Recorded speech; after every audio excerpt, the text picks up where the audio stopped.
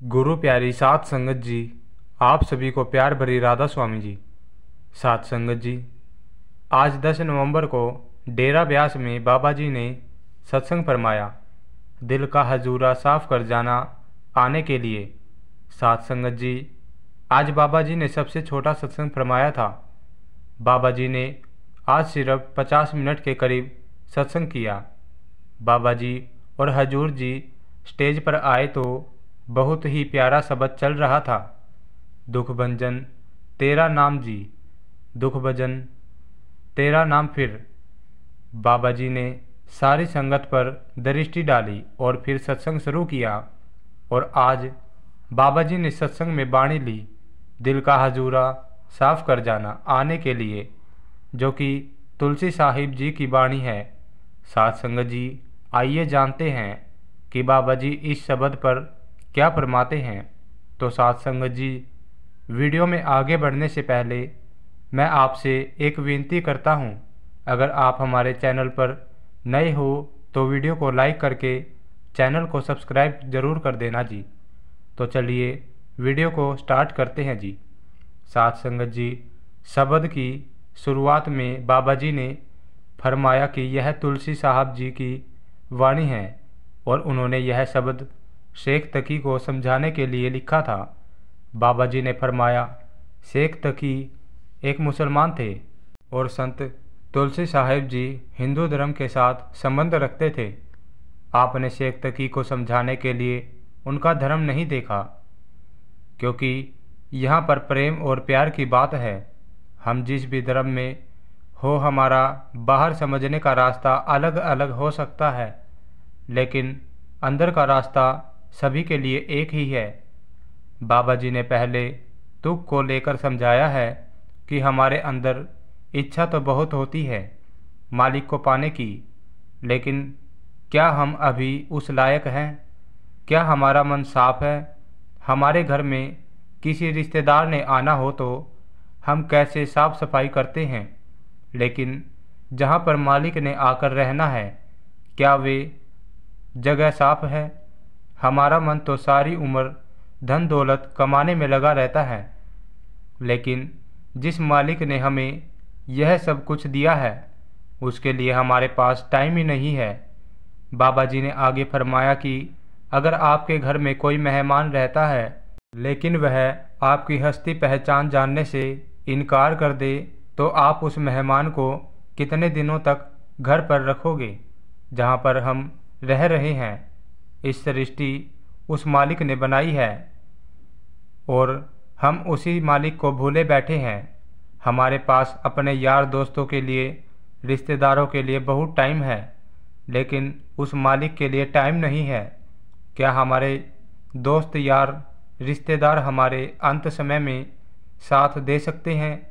यहाँ पर आप हमें एक उदाहरण के जरिए समझाते हैं कि राम गयो रावण गयो, गयो बहु परिवार। बाबा जी कहते हैं, महाराज जी इनको मीठे ठग कहकर बयां करते हैं। जो अपना हक जता के हमको धोखा दे जाते, तो आपने कहा सच्चा संगी कौन है?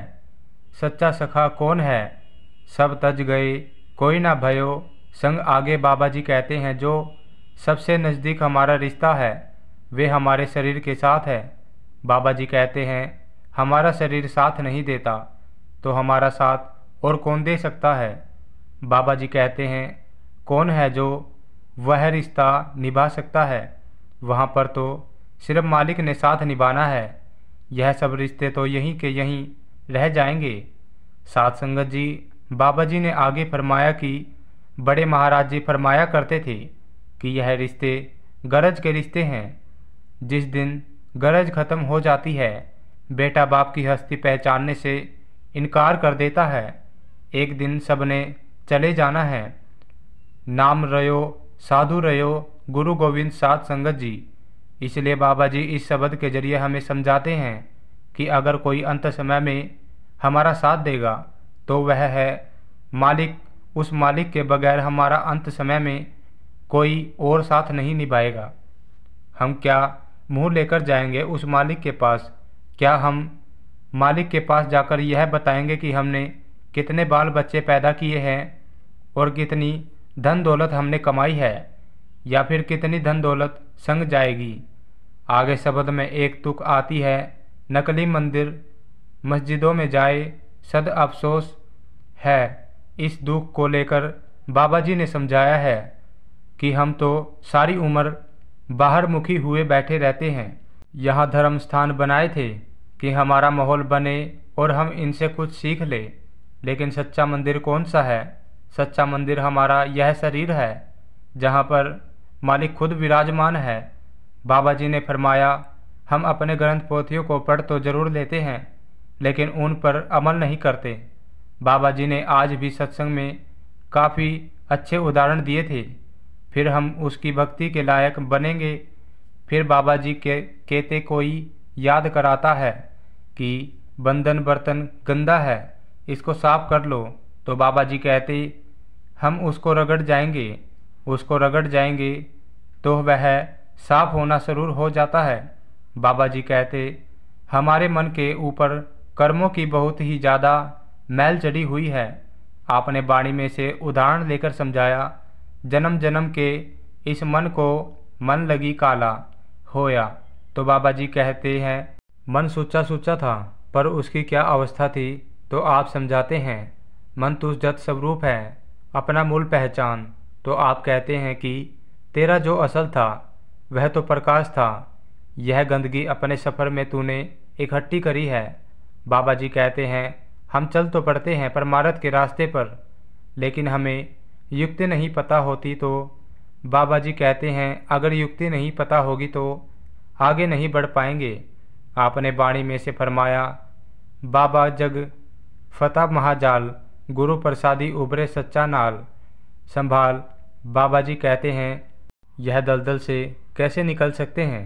बाबा जी कहते हैं हमें नाम और शब्द का सहारा चाहिए।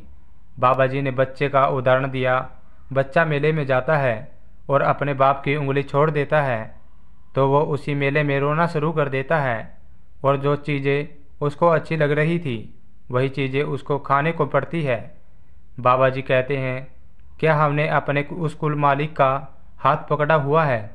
बाबा जी कहते फिर हम कह देते हैं हमारे पास तो परम पिता परमात्मा के लिए वक्त नहीं है। इसकी बात बोलते हुए ही बाबा जी का गला भर गया। फिर बाबा जी कहते कर्मों का हिसाब किताब हमने देना है, तो कैसे कर्मों के हिसाब किताब से बचें? तो आपने फरमाया शब्द कर्म की रेख कटाए, शब्द शब्द से जाई मिलाए। कभी हम सोचते हैं आधे से या धन दौलत से पीछे भागते हैं, तो आप कहते हैं सजहो भाई ने कहा था धनवंत दुखी सभी निर्धन। दुख का स्वरूप बाबा जी कहते हैं हमने तमाशे से निकलकर सच का एहसास करना है। बाबा जी कहते एक दिल दिया था, चाहत हमने इतनी बढ़ा ली कि पूरी हो ना पाती। तो आपने आज एलेंडर बादशाह की बात सुनाई। आप कहते कि वह दुनिया जीते जी ब्यास दरिया के पास आके बैठ गया, और जब वह ब्यास दरिया पर पहुंचा तो एक साधु वहां पर भक्ति कर रहा था। तो उसको कहता है कि भाई तू यहाँ क्या कर रहा है? तो आगे से साधु कहता है कि भाई तू कौन है? कहता है कि मैं तो दुनिया का बादशाह हूँ। तो साधु कहता है फिर आगे क्या करेगा? वह कहता है मैं दुनिया जीते जा रहा हूँ। तो बाबा जी कहते हैं कि आगे से साधु कहता है उसके बाद क्या करेगा? वह कहता है घर जाकर आराम करूँगा। वह कहता है जब उसका अंत समय आया तो बाबा जी कहते हैं वह ऐलान करता है कि जो मेरी बीमारी दूर करेगा मैं उसको सारी अपनी धन दौलत दे दूँगा। तो अंत समय में उसके हाथ निकाल कर बाहर कर दिए, और बाबा जी कहते हैं जिसको उसने उठाया था, जो राम नाम सत्य कह रहे थे, अगर जीते जी ही रिश्ता नहीं जोड़ा तो अंत में राम नाम सत्य कैसे हो जाएगा? तो बाबा जी कहते हैं यहाँ पर तुलसी साहब अब नकली कह के बयां करते हैं, मतलब कुछ असल भी होगा। तो बाबा जी कहते हैं हम अपने सुख के लिए एक जिस्मानी शक्ल लेकर बैठ गए हैं। बाबा जी कहते हैं हमारे को तो समझाया गया था कि मालिक अंदर है, तो क्या है? बाबा जी कहते हैं हरि मंदिर यह शरीर है। ज्ञान रतन प्रगट होए तो आपने आगे भी समझाया कि सब किच घर में बाहर नहीं, बाहर ढूंढे सो पूर्ण पुलाई। बाबा जी कहते हैं हम मंदिर जाते हैं, मंदिर के अंदर जाकर घंटा खड़काते हैं, माथा टेकते हैं और बाहर आ जाते हैं। बाबा जी कहते हैं क्या यह रूहानियत है? तो आपने उसके बाद फिर सरोवर की बात करी कि सरोवर में किस लिए बनाए गए थे। बाबा जी कहते इंसान काम से थका हुआ था तो वो सरोवर में नहाता था कि आराम से मालिक की बंदगी की जाए। बाबा जी कहते हैं हमने सरोवर में यह समझा, आपने आप बना लिया कि अगर हम सरोवर में नहाएंगे तो हमारे कर्म खत्म हो जाएंगे। तो असल सरोवर कौन सा है? तो आप कहते हैं यह शरीर सरोवर है। संतो नाम स्नान करे, लिव लाई नाम स्नान करे, सो जन निर्मल जिन शब्द मैल गवाई। बाबा जी कहते हैं भाई विचार करो। बाबा जी कहते हैं शरीरों को पालन जाए, नाम ना लाहे बगैर दुख पाए। बाबा जी कहते हैं असल क्या है? बाबा जी कहते हैं असल तो हमारे अंदर है कि हरि मंदिर यह शरीर है। मंदिर का मतलब है मन के अंदर छोटा करके बना दिया मंदिर, और गुरुद्वारे का मतलब है गुरु का द्वारा जो हमारे अंदर कथा है। बाबा जी कहते हैं शरीर कुदरती काबा है। बाबा जी कहते उल्टा कुआ गगन में पलटू साहब ने कहा था, जिसमें जले चिराग जिसमें चिले चिराग, बिन तेल बिन बाती। तो आप कहते हैं जब हम ऊपर की मंजिलों में जाएंगे, धुन जो मालिक के घर से आ रही है उसके साथ जुड़ेंगे। बाबा जी कहते यार तो असल वह होता है जिससे दोस्ती हो, प्यार हो, जो हमारे को हमारे मुकाम पर पहुंचा दे। तो आपने कहा था सदा हजूर दूर ना जानो, गुरु प्रसादी हर अंतर पहचानो। बाबा जी कहते हैं वह तो हमारे अंग संग है, सो जन निर्मल जिन आप पछता। बाबा जी कहते हैं एहसास होगा जब हम अंदर जाएंगे कि असल तो परमात्मा ही है। बाबा जी कहते हैं बाहर खड़े होकर सूरज दिखाई देता है, देखते हैं तो सूरज दिखाई देता है, और जब ऊपर की तरफ देखते हैं तो सूरज दिखाई देता है, नीचे की तरफ देखते हैं तो किरणें दिखाई देती है। बाबा जी कहते हैं सूरज किरण के बिना रह सकता है, किरण सूरज के बिना नहीं रह सकती। तो आपने पलटू साहब ने समझाया था पलटू एक ही है, दूसरा ना कोई। आपने कहा आगे कैसे बढ़ना है, कामिल मुर्शिद के पास जो हमारे को युक्ति समझाएगा। हमने कामिल मुर्शिद की खोज करनी है, कामिल मुर्शिद के मिल सबर और सबोरी शेख तकी कामिल मुर्शद जब तेरे को समझाएगा, फिर बाबा जी कहते हैं जो हमारे को वह युक्ति देगा, फिर सबर के साथ हमने भजन बंदगी करनी है। तो साथ संगत जी इसी के साथ इजाज़त चाहते हैं। अगर वीडियो अच्छी लगे तो वीडियो को लाइक करके चैनल को सब्सक्राइब कर देना जी, और बेल आइकन को प्रेस ज़रूर कर देना, जिससे कि हमारी आने वाली हर वीडियो की नोटिफिकेशन आप तक पहुंचती रहे। और कमेंट में राधा स्वामी लिखकर अपने शहर का नाम ज़रूर लिख देना जी, जिससे कि हमें पता चल सके कि बाबा जी की संगत शहर के किस किस कोने से हमारी वीडियो देख रही है जी। तो साथ संगत जी मिलते हैं नेक्स्ट वीडियो में, तब तक के लिए आप सभी को प्यार भरी राधा।